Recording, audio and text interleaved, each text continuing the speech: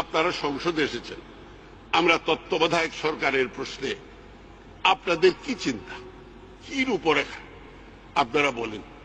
হাইকোর্টে যখন সুপ্রিম কোর্টে মামলা হলো, সেটা নিয়ে আবার একটা নতুন কাহিনী আমি টক শোতে শুনি। আপনারা কেউ কেউ প্রচার করেন যে এটা থেকে আমরা সবাই মেনে নিয়েছিলাম, কেবল নেত্রী আইসা এটা উল্টে দিচ্ছে। আমি এই কথাটি স্পষ্টভাবে বলতে চাই। আমাদের কমিটির সদস্য, মাননীয় সদস্য আমির হোসেন আমু সাহেব আছেন, জনাব তোফায়েল আহমেদ আছেন। আওয়ামী লীগের পক্ষ থেকে, আওয়ামী লীগের সভানেত্রী হিসাবে প্রধানমন্ত্রী যখন আমাদের কমিটির সামনে গিয়েছিলেন, তখন একটি মাত্র রায় আমাদের সামনে ছিল। সেই রায় ছিল এই যে সামরিক শাসনের আমলে সংবিধানের উপরে যত অ্যামেন্ডমেন্ট হয়েছে সবটি অবৈধ। সেই অনুযায়ী আমরা সংবিধান সংশোধন করছিলাম। সুতরাং তত্ত্বাবধায়ক সরকার যেহেতু সামরিক প্রশাসকরা আনেন নাই, সেই হেতু এটাও রয়ে গেছে, এটাও আমরা সমর্থন করেছিলেন। পরবর্তীকালে সুপ্রিম কোর্টে যখন আরেকটি জাজমেন্ট আসলো যে না, একই সঙ্গে নির্বাচিত প্রতিনিধি এবং অনির্বাচিত প্রতিনিধি, আমাদের সংবিধান অনুযায়ী সকল অনির্বাচিত সরকার অবৈধ, অসাংবিধানিক এবং অগণতান্ত্রিক রায় দিয়ে দিল। তখন আমাদের কি করার ছিল? আমরা কমিটিতে আহ্বান করলাম, আপনাদের 2 জন সদস্য ছিল যে আপনারা আসেন, বসেন। আর তারা একটা অবজারভেশন দিয়ে দিলেন যে যদি পার্লামেন্ট মনে করে 2 টার্ম রাখতেও পারে। সঙ্গে সঙ্গে আপনারা জানিয়ে দিলেন কি, দাঁড়াই করেন, আমরা খায়রুল হকের ইয়েতে অধীনে আমরা নির্বাচন করব না। সবাই এসে বললেন জাজমেন্টে যে না, জুডিশিয়ারি আর আপনারা ইনভলভ করেন না। সুতরাং আমরা কমিটিতে অপেক্ষা করলাম, কে জানি কুবুদ্ধি দিল বিরোধী দলের নেত্রীরে, ওইখানে যায় না, লেজিটিমেসি পাইয়ে যাবে, আসলেন না। আমরা অপেক্ষা করলাম পার্লামেন্টে, প্রধানমন্ত্রীও বক্তৃতা করলেন যে আসেন, পার্লামেন্টে যদি যুক্তিসম্মত ন্যায্য দাবি হয় আমরা আলোচনা করব। আপনারা পার্লামেন্টে আসলেন না। সুতরাং যা হওয়ার তাই হলো। কি হলো? আমরা আবার 72-এর সংবিধানে ফিরে গেলাম। 72-এর সংবিধানের বইটি আমার কাছে আছে। মাননীয় স্পিকার, আজকে যে অন্তর্বর্তীকালীন সরকার দেওয়া হয়েছে, আমার মাননীয় সদস্য বলছেন অন্তর্বর্তী সরকারকালীন সরকার এই কনস্টিটিউশনে নাই। আমাদের এই সরকার, আমরা একটি শব্দ, একটি দাড়ি, একটা কমা পর্যন্ত আমরা সংবিধানে সংশোধন আনি নাই।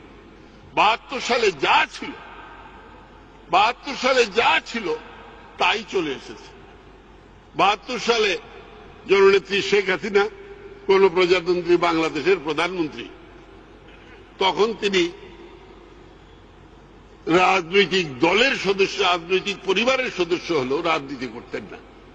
তিনি সংসদের গণপরিষদের সংসদের সদস্য ছিলেন না। আমাদের ডক্টর কামাল হোসেন সাহেব তখন এটার চেয়ারম্যান ছিলেন। তিনি বঙ্গবন্ধুরে বোঝাইছেন, তিনি আমাদেরকে বোঝাইয়া এই প্রভিশন অন্তর্বর্তীকালীন সরকারের অবস্থা তিনি রেখেছেন এবং সেটা আজও আছে। 72 সালে পাশ হয়েছে, হইয়ে কেউ তো এর বিরুদ্ধে একটি কথা বলে নাই। 73 সালেও কথা বলে নাই, তখন 74 সালেও তো কেউ এর বিরুদ্ধে একটি শব্দ বলে নাই। এই সংবিধান অনুযায়ী 73 নির্বাচন হয়েছে। সুতরাং এটা নিয়ে তো কোনো প্রশ্ন ছিল না। হ্যাঁ, এটা তখন বিএনপি নামক কোন রাজনৈতিক দল বাংলাদেশের রাজনীতিতে পয়দা হয় নাই। তখন জগদল নামে নাকি আরেকটি দল কনস্টিটিউশনের জন্য আসছিল, তাও ছিল না। 75-এ বঙ্গবন্ধু হত্যা করার পরই আজকে যে 75 পরবর্তী রাজনীতি অসাংবিধানিক, অগণতান্ত্রিক, সামরিক শাসনের রাজনীতি নিয়ে আসছেন। সুতরাং এই যে অন্তর্বর্তীকালীন সরকারের ব্যবস্থা, এর মধ্যে শেখ হাসিনা আসেন না, এসেছে গণপরিষদ করেছে, গণপরিষদের ড্রাফট কমিশনার হিসেবেও করেছে। আমি দেখে আশ্চর্য হই যে ফাউন্ডার ফাদার না দি চেয়ারম্যান অফ দ্যাট কমিটি, যিনি এটা করেছেন, তিনি আজকে তার ওন বিবি বেবিকে তিনি গলা টিপে মারতে চাচ্ছেন।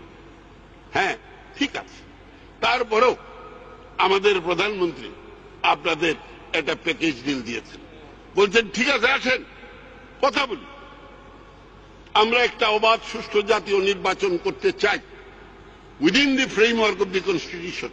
সাংবিধানিক কাঠামোর মধ্যে আলোচনার মাধ্যমে রাজনৈতিক সমঝোতা হতে পারে।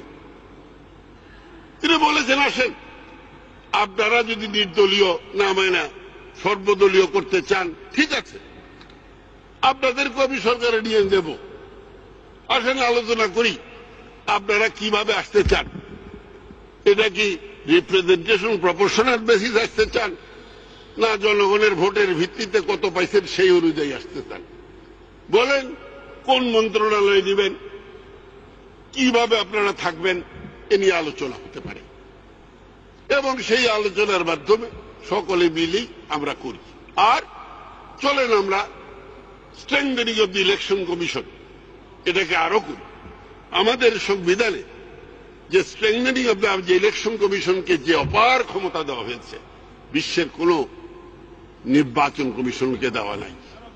এখন ভোটার লিস্ট একটি সকলের কাছে গ্রহণযোগ্য ভোটার লিস্ট আছে, আইডেন্টিটি কার্ড আছে, ভাইব্রেন্ট মিডিয়া আছে তার সামনে।